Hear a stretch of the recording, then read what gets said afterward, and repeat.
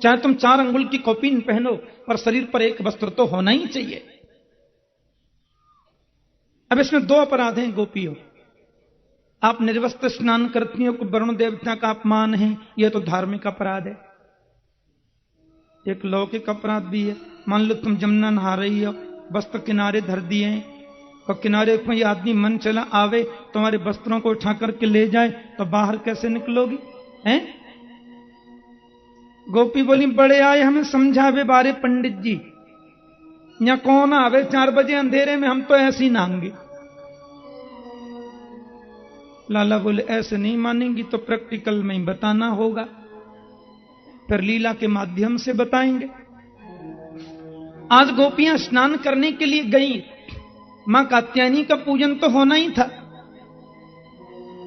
आज वो स्नान कर रही थी, सो गोपी महाराज वे कन्हैया वयस्सई रावतस्तत्र गतस्तत्कर्म सिद्धे, अपने सखाओं के साथ में गोविंद आए और गोपिन के वस्त्रन को लेकर कदम पर चढ़ गए। है वो काम। अब ये गोपी बिचारी अब क्या करें? एक ने कही, अब नहाती रहोगी कि बाहर भी निकलोगी? बोले चलो। बाहर निकलने को जैसी उद्यत भई, सो किनारे वस्त्र है ही नहीं। एक ने कि हमारे वस्त्रन को कौन ले गया? बेचारी कंठ पर जल में खड़ी है और ऐसे देख नहीं है। ज्यादा गौर से देखा तो कदम की डाली पर महाराज वस्त्र टंग रहे, और ज्यादा गौर से देखा तो श्रीमान जी भी बैठे। लाला, आपने हमारे वस्त्र काई को ले लिए? कन्हैया बोले, मैं तो जानू भी ना हूं वस्त्र काये सो कहें। गोपी बोली, ये कदम पर टंग तो रहे, ये तो वस्त्र हैं हमारे। बोले, ये तो हमारे कदम पर फूल आए हो, इतने बड़े बड़े फूल, रंग गुलाबी है, हरे बैंगनी फूल, इतने बड़े बड़े फूल। बोले, मेरो कदम दुनिया पे निराल हो जा पे तो ऐसे ही फूला हमें। गोपी बोली, ये तो बहुत समस्या है। तो गोपियों ने फिर प्रार्थना करी कि श्याम सुंदर ते दास्य करवाम तवोदितम देहि वासांसि धर्मज्ञ नो चेदराज्ञे ब्रुवामहे। कन्हैया, हम तो आपकी दासी हैं, आप जो कहोगे सो करेंगे। देखो हमारे वस्त्रों को दे दो, नहीं राजा से शिकायत कर देंगे, बात खत्म। और इसमें एक सुंदर भाव संतजन बताते हैं कि गोपियों के 4 रूप हैं। जो शूद्र स्वभाव की गोपी हैं, कुछ वैश्य स्वभाव की, कुछ क्षत्रिय स्वभाव की, कुछ विप्र स्वभाव की। अब शूद्र स्वभाव की जो गोपी हैं वो बोल रही हैं, श्याम सुंदर ते दास्य, हम आपकी दासी हैं। और जो वैश्य स्वभाव की गोपियां वो बोलती हैं, करवाम तबोदितम, देखो आप जो कहोगे सो कर देंगे। हमारे वैश्य लोग झगड़ा नहीं करते, राजीनामा करते हैं तुरंत, इसलिए वहां लक्ष्मी का वास ज्यादा है। हाँ, कचहरियों में जाकर के देखो तो आपको लड़ाई झगड़े के मुकदमे वैश्य समुदाय के तो 1000 में 1% मिलेंगे, 1000 में 1 आध झगड़े के मुकदमे उनके होते ही नहीं, इसलिए वहां लक्ष्मी वास करती है। आपको ज्यादातर कचहरी में मुकदमा मिलेंगे गांव के मुकदमा। खेत में उनकी भैंस चरने के लिए आ गई, लठ बज गया, फौजदारी हो गई, 20 साल से मुकदमा चल रहा है। बात क्या थी? बोल 250 ग्राम अन्न भैंस खा गई थी, उसमें 2.5 लाख रुपए लग चुके अब तक। पैसा बात क्यों का स्वाद क्यों? ये बिल्कुल बुद्धिमानी नहीं है। वैश्य समुदाय के यहां लक्ष्मी इसलिए वास करती है कि वो झगड़ालू नहीं होते ज्यादा। जहां झगड़ा में लक्ष्मी नहीं रहती, ध्यान रखना।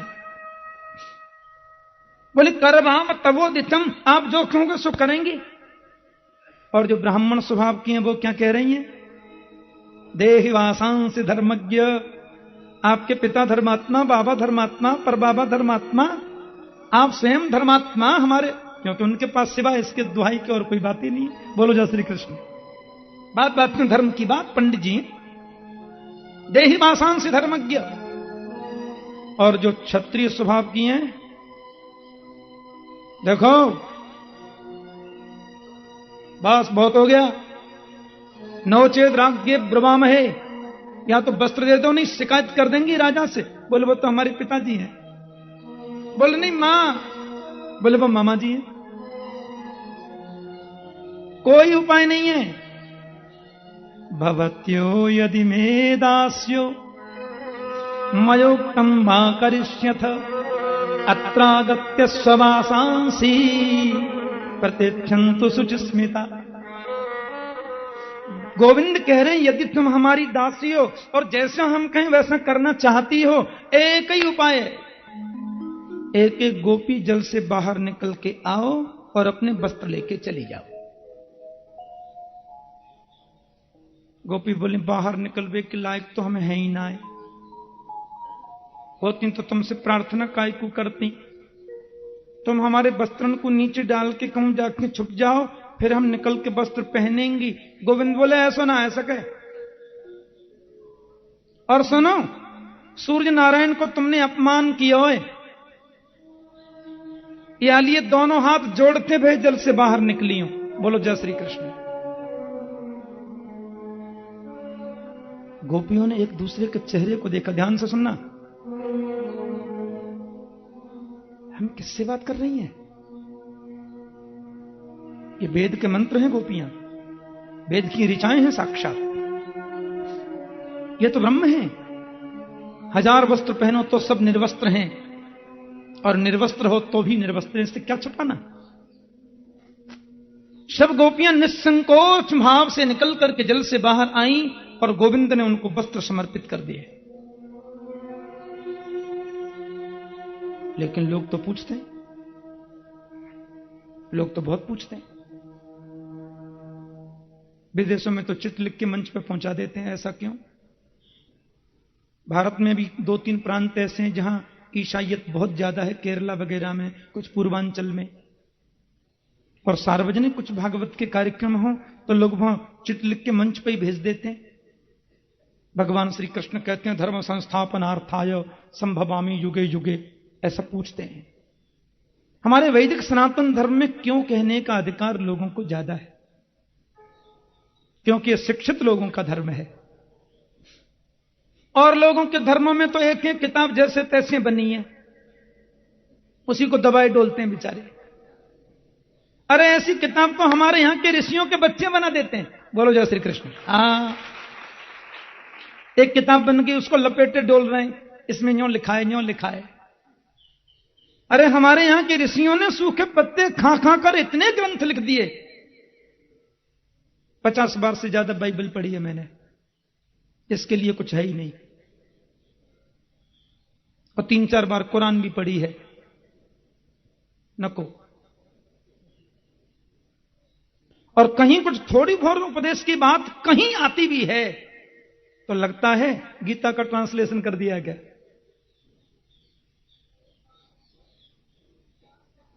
खबरदार, जो प्रश्न किया, जो लिखा उस पर चलो। हां, पत्थर मार रहे हैं खम्मा में, कर लो बात। ये शैतान है, मर गए 250। बोलो जय श्री कृष्ण। खामा ही खा।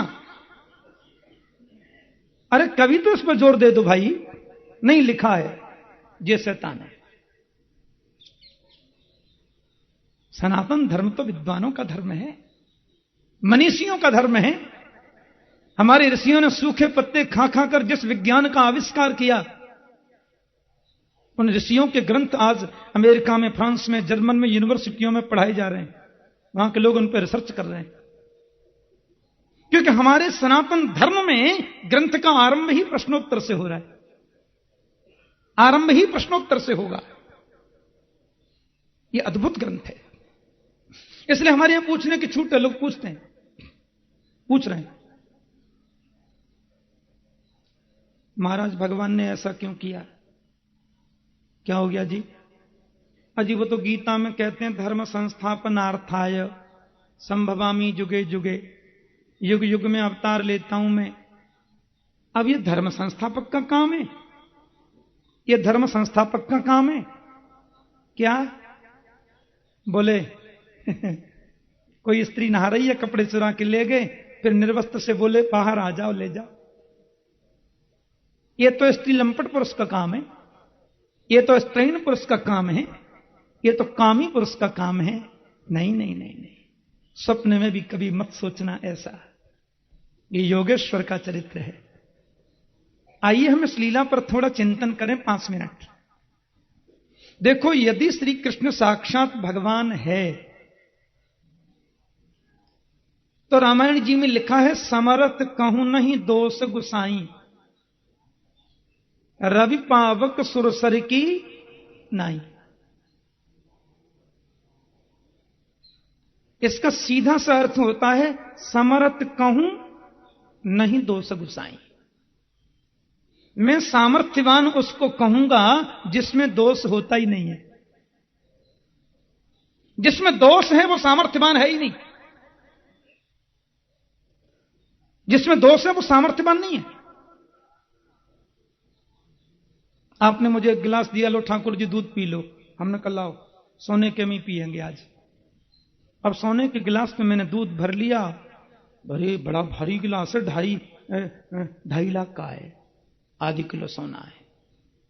अब मैंने उस गिलास में जैसे दूध भर लिया, उसमें नीचे छेद था तो सारा दूध निकल गया। अब धातु की दृष्टि में तो वो बहुमूल्य गिलास है, लेकिन पात्र की दृष्टि से देखो तो गैर लायक हो गया, वो दूध पीने के काबिल नहीं है। पात्र तो तभी अच्छा माना जाएगा जब उसमें दूध रुक सके। कोई कितने ही ऊंचे पद पर है, कोई कितनी ऊंची प्रतिष्ठा पर है, पर आचरणशील यदि नहीं है तो वो सामर्थ्यवान नहीं हो सकता। समर्थ कहूं नहीं दोष गुसाई, मैं तो सामर्थ्यवान उसी को कहूंगा जिसमें दोष होता ही नहीं। जिसमें दोष है वो सामर्थ्यवान हो ही नहीं सकता। तो पहली बात यह कि श्री कृष्ण ईश्वर हैं, ईश्वर में कोई दोष होता नहीं है। गोपियों ने उनके वस्त्र चुरा के ले गए, मांगा, दे दिया, बात खत्म। पर दूसरा बड़ा सुंदर भाव है। अजी ठीक है, वो ईश्वर हैं, सामर्थ्यवान हैं, भगवान हैं और जो कुछ भी हैं, पर मनुष्य बनकर आए हैं तो ऐसा क्यों किया? यदि श्री कृष्ण को हम माने, मनुष्य मान लो, नहीं मानते भगवान, कुछ लोग कहते हैं महापुरुष हैं, चलो उनकी बात मान लें। यदि श्री कृष्ण को हम महापुरुष ही माने, कदाचित भगवान ना भी माने, तो भी इस चीरहरण की लीला में काम का दर्शन तो नहीं होता। क्योंकि जिस समय श्री कृष्ण ने गोपियों के वस्त्र चुराए थे, उनकी उम्र 5.5-6 वर्ष से ज्यादा की तो नहीं थी। और 5.5 वर्ष के बच्चे के मन में काम की वासना नहीं होती, ध्यान रखना। 7 वर्ष के गोविंद ने तो गिरिराज लीला कर दी, वो आगे आएगी। 5.5-6 वर्ष का बच्चा तो यह भी नहीं जानता स्त्री पुरुष के संबंध क्या होते हैं। आज की 21वीं सदी के इस युग में, जहां सैटेलाइट के माध्यम से पश्चिमी देशों की सारी गंदगी मेरे राष्ट्र में आ रही है, इतनी परिस्थिति में भी 5-6 वर्ष का बच्चा स्त्री पुरुष के संबंध अभी भी नहीं जानता, तो उस समय पर 10 वर्ष तक नंगे डोलते थे। तो 5.5 वर्ष के कृष्ण हैं, वस्त्र ले गए, मांगा, दे दिया, बात खत्म, बच्चे हैं। और तीसरा, हमारे मनीषी संत जन कहते हैं, विद्वान जन कहते हैं, कृष्ण है ईश्वर, गोपी है जीव, और वस्त्र है अविद्या। जीव रूपी कृष्ण ने जीव रूपी गोपियों का अविद्या रूपी वस्त्र ईश्वर रूपी कृष्ण ने हरण कर लिया।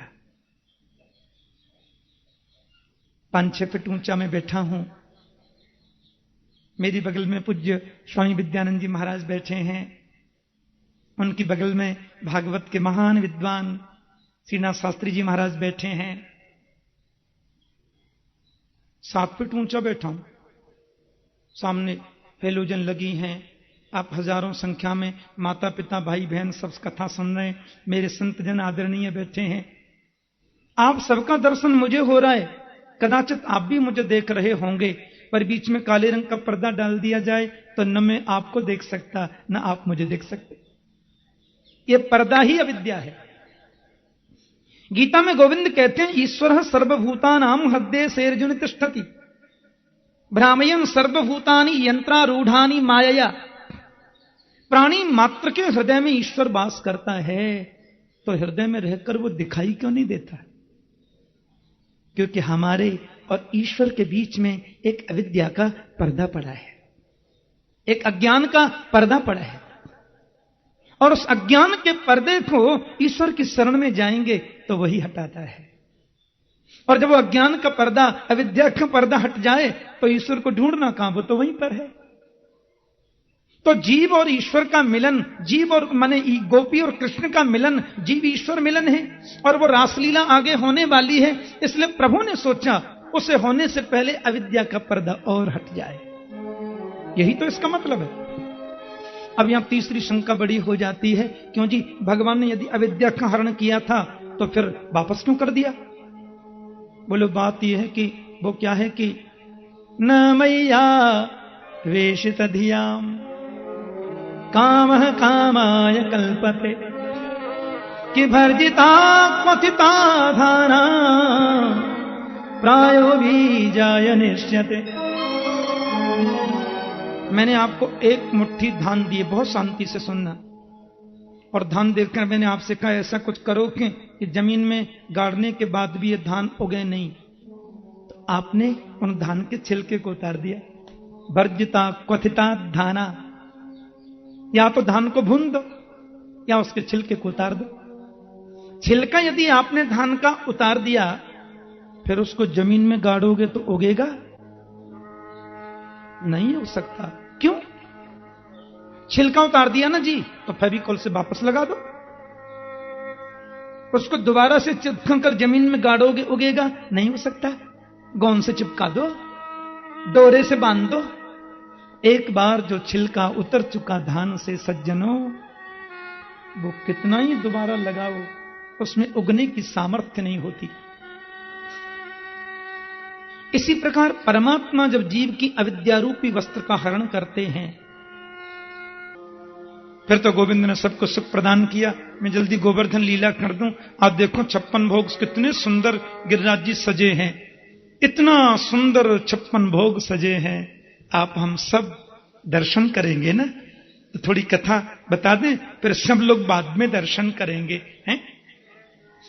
असल में बात क्या है कि गोविंद कहते हैं कि मेरे मिलने के बाद फिर कहीं भटकना जरूरी नहीं है।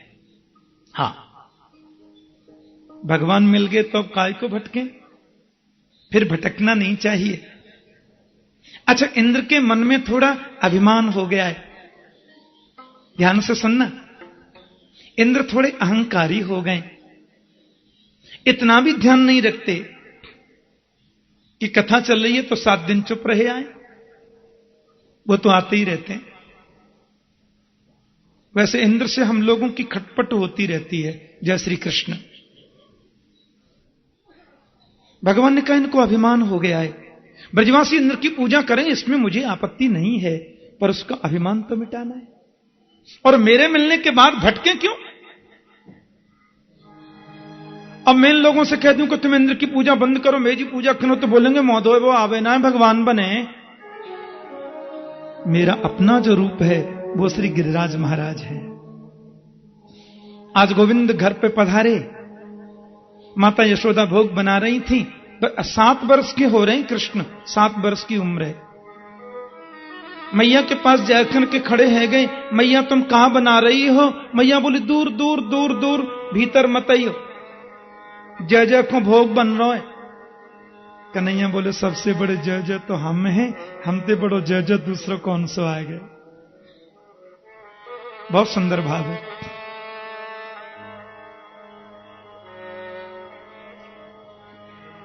रोते रोते बाबा के पास गए, बाबा ने की कहा बात है बेटा? अरे काय को रोवे तू? बाबा ये जय जय कौन है? मैया भोग बना रही, हमको एक पकौड़ी भी नाए दी नहीं, ये जय जय कौन है? वे बोले लाला बुरा मत माने, मेरी गोद में बैठ, में हाल बताऊं। बोले पर्जन्यो भगवान इंद्रो मेघास्तस्यात्ममूर्तयः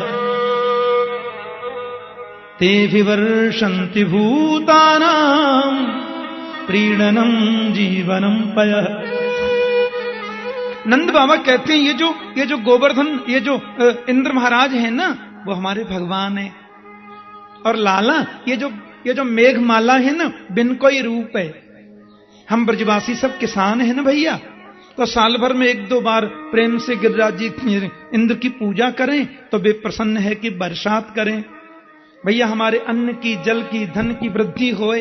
हां, तू बुरा मत माने, श्री गिरिराज महाराज की पूजा के लिए ही भोग बन रहे होएगा। कन्हैया बहुत गंभीर हो गए और बड़े प्रेम से समझाते हुए बोले कि कर्मणा जायते जंतु कर्मणैव विलीयते, सुखम दुखम भयम क्षेमम कर्मणैव विपद्यते। कृष्ण ने यहां बड़ी सुंदर बात कही है। जीव का जन्म होता है कर्म से, जीव की मृत्यु होती है कर्म से। सुखम दुखम भयम क्षेमम कर्मणैवाभिपद्यते। जीव को देखो, सुख भी मिलता है कर्म से, दुख भी मिलता है कर्म से। फिर बाबा इंद्र महाराज की पूजा क्यों? और कन्हैया ने एक बात तो बड़ी विचित्र कह दी। बोले अस्ति चेदीश्वर कश्चित फल रूप्यन्न कर्मणाम कर्तारम भजते सोपि नाह्य कर्तु प्रभुरिहि स। कन्हैया कहते हैं यदि ईश्वर नाम की कोई चीज है बाबा, तो वह भी फल उसी को देती है जो कर्म करता है। जो कर्म नहीं करता उसको ईश्वर भी फल नहीं देता। कर्म ही प्रधान है। आप लोग आज कथा सुन के जाए ना, एक प्रैक्टिकल की बात बताता हूं, करना। घर पे जाके डबल बेड पे सो जाना,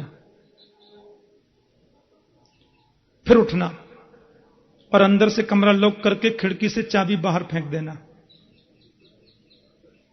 और दुपट्टा तान के सो जाना और कहना मेरे भाग्य में होगा तो राम जी भोजन यहीं ले आएंगे। अब देखो आता है कि नहीं, रात 12 बजे तक पता चल जाएगी। भूख के मारे प्राण भले ही निकल जाए, राम जी कभी नहीं लाएंगे, और ला भी रहे होंगे तो खिड़की से ही वापस लौट जाएंगे। कहेंगे मैंने इसको शरीर दिया है, बुद्धि दी है, शक्ति दी है, कर्म करता नहीं, मेरे ऊपर पड़ा है। क्योंकि कर्म प्रधान विश्व रचि राखा, जो जस करहि सु तस फल चाखा। देखो कर्म ही प्रधान है। हमारे भारत राष्ट्र के ऋषियों ने व्यक्ति को अकर्मण्य बनने की कभी प्रेरणा नहीं दी। शास्त्र भरे पड़े हैं कि भाग्यवादी कभी मत बनो, भाग्य में होगा तो मिलेगा, ये आलसियों का लक्षण है, शास्त्रों में लिखा है। दैव दैव आलसी पुकारत। शास्त्र कहते हैं दैवम निहत्य कुरु पौरुषमात्म शक्तिया यत्ने कृते यदि सिद्धिति को प्रदोष। भाग्य को कभी मत मानो, क्योंकि भाग्य नाम की चिड़िया अलग से तो कुछ होती नहीं। आज का शुभ कर्म ही कल शुभ भाग्य बनता है, आज का दुष्कर्म ही कल दुर्भाग्य बनता है। बाबा कर्म ही प्रधान है। ईश्वर भी सहयोग उसी को करते हैं सज्जनों जो कर्मयोगी है। जो कर्मयोगी नहीं है ना, उसकी सहायता परमात्मा भी कभी नहीं करता। फिर कर्म ही प्रधान है, फिर इंद्र की पूजा क्यों? और आप कहोगे ना भैया हम तो ऐसी निष्काम करें पूजा। तो बाबा निष्काम करते हैं तो फिर सर्वोच्च पूजा करो ना। हम ब्रजवासियों को तो सबसे प्रिय देव श्री गोवर्धन नाथ हैं। गिरिराज महाराज की तरेठी में हमारी गाय निर्भीक निर्द्वंद विचरण करें। बाहर को जल गिरिराज महाराज की कृपा से जल में नहीं आ पावे। कछु बूढ़े ब्रजवासी बोले देखो जी लाला देखवे में छोटो लगे, गुणन को बहुत मोटो है। या की बात मान के एक बार गिरिराज की पूजा करने में कोई हानि ना है सके। ब्रजवासी बोले तू कह रहा हो कन्हैया तो हम देख मान जाएंगे, पर हमारी भैया 3 शर्तें। कौन कौन सी? पहली शर्त तो यह कि देख हम तो भोले भाले ब्रजवासी हैं, अब हमारी टूटी फूटी सेवा से तुम्हारी गिरिराज जी को प्रसन्न होना होएगा। ठीक है बाबा। दूसरी बात यह है कि हमने भोग बनाए दियो, बा में तुलसी छोड़ दई, पर्दा लगा दियो, घंटी हला दई, लग गए भोग, हम नहीं मानेंगे। ये तेरे गिरिराज भगवान है ना, इनको प्रकट है कि देख ऐसे खाना पड़ेगा तब मानेंगे। गोविंद बोले मंजूर है। और तीसरी बात यह कन्हैया कि यदि वो इंद्र महाराज नाराज है गए तो तुम्हारे गिरिराज जी को हमारी रक्षा करनी पड़ेगी, देख ले। कन्हैया बोले बहुत लंबे हाथ हैं, तुम तो करो। गर्गाचार्य में सांडिल्य मुनि में प्रवेश कर गए गोविंद, और सांडिल्य के आदेश से 56 भोग बन रहे गोवर्धन नाथ के लिए। माता कात्यायनी के चरणों में बैठे, संतों की मंडली में बैठे, वृंदावन धाम में बैठे, यहीं तो बने थे 56 भोग, और यहीं भोग बना के अभी गोवर्धन चलते। आपको बैठे बैठे 100% गिरिराज जी की परिक्रमा का फल मिलेगा, पक्की बात है। पर मेरे संग आपको 56 भोग बनाने पड़ेंगे, तो चलो मिलकर के हम सब लोग बना लेते हैं। खुरचन है खीर मोहन खीर सा और खुरमी खीर, खुरचन है खीर मोहन खीर सा और खुरमी खीर, खजला जलेबी कलाकंद बालूसाई है, मोहन थार मेवा बाती मठरी महसूर पाक, एक रसगुल्ला संगर बड़ी सुहाई है, भुजिया नमकीन सेब गठिया सकल पारे, भुजिया नमकीन सेब गठिया सकल पारे, पापड़ समोसा गुजिया पकौड़ी बनाई है, मधुप श्याम नंद बाबा जसुदा सब सामग्री लेकर गिरिराज आज भोग में सजाई है। 56 प्रकार के भोग बनाए, छेना के पदार्थ भी बने, खोआ के भी बने, मैदा के भी बने, हाँ पकौड़ी मगोड़ी कचौड़ी दही बड़ा सब बने, दूध भात दही भात दाल भात कड़ी भात मीठे अलोने सब बने। देखो 56 भोग जो है ना वो तो खाली पक्के बने, और अन्नकूट में कच्चे पक्के दोनों बने। ये अन्नकूट बना, 56 भोग भी बने, अन्नकूट भी बने। सबने रेशमी वस्त्र पहने, बड़े मुंह पर पट्टी बांध के भोग बनायो, क्योंकि भोग बनाते समय बहुत पवित्रता का ध्यान रखना चाहिए। हाँ बैलगाड़ी में सजाए, हजारें घड़ा में देखो कच्चों दूध भी रख लियो अभिषेक काजे, माखन मिश्री भी सजाए, गिरिराज महाराज के सन्मुख सब लोग आए गए। ये 7 कोस लंबे चौड़े श्री गोवर्धन नाथ हैं। कन्हैया बोले पूजा करो। कन्हैया ब्रजवासी बोले कैसे? बोले इनको स्नान कराओ। अब यमुना जी तो वहां पास में है नहीं, बेचारे दूर से जल भर भर के लामे, गिरिराज जी को स्नान करामे। सुबह 5 बजे नवाए वो शुरू कियो, शाम के 6:15 बज गए। ब्रजवासी तो कमर पकड़ के खड़े है गए, लाला जल भर के लाते लाते हम तो परेशान है गए, देर गिरिराज जी के तो चरणन को नख भी गीलो ना आए भयो।